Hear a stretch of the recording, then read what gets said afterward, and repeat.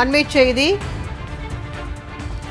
அருவருக்கத்தக்க வகையில் விஜயின் பேச்சு இருந்ததாக முன்னாள் அமைச்சர் டி ஜெயக்குமார் தெரிவித்துள்ளார். சினிமாவில் நடிப்பது போல இன்னும் முதலமைச்சர் விஜய் பேசி வருகிறார் என்றும், கரூரில் இறந்தவர்களின் குடும்பத்திற்கு விஜய் சொந்த பணத்தில் இருந்து கொடுத்திருக்கலாமே என்றும் கேள்வி எழுப்பியுள்ளதை அண்மை செய்தியாக பார்த்து வருகிறோம்.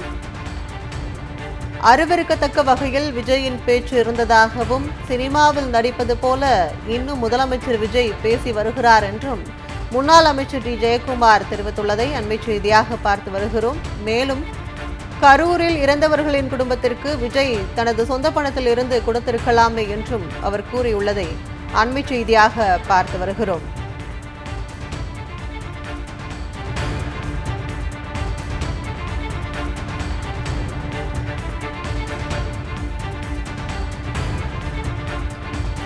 அருவருக்கத்தக்க வகையில் விஜயின் பேச்சு இருந்ததாக முன்னாள் அமைச்சர் டி ஜெயக்குமார் தெரிவித்துள்ளார். மேலும் சினிமாவில் நடிப்பது போல இன்னும் முதலமைச்சர் விஜய் பேசி வருகிறார் என்றும், முதல்வருக்கான பண்பே இல்லாமல் விஜய் பேசுவதாகவும் முன்னாள் அமைச்சர் டி ஜெயக்குமார் குற்றச்சாட்டை முன்வைத்துள்ளதை அண்மை செய்தியாக பார்த்து வருகிறோம்.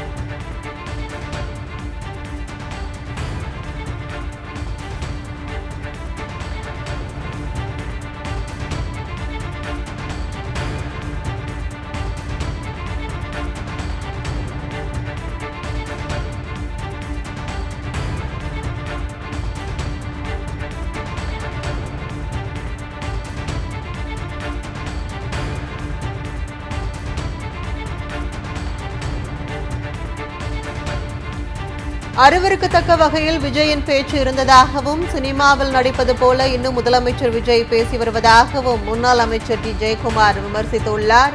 கரூரில் இறந்தவர்களின் குடும்பத்திற்கு விஜய் சொந்த பணத்தில் இருந்து 1 கோடி ரூபாய் கொடுத்திருக்கலாமே என்றும், முதல்வருக்கான பண்பே இல்லாமல் விஜய் பேசுவதாகவும் விமர்சனத்தை முன்வைத்துள்ளார். ஊழல்வாதிகளை பக்கத்தில் வைத்துக் கொண்டு ஊழலை ஒழிப்பேன் என விஜய் பேசுகிறார் என்றும் முன்னாள் அமைச்சர் டி ஜெயக்குமார் தெரிவித்துள்ளதை அண்மை செய்தியாக பார்த்து வருகிறோம்.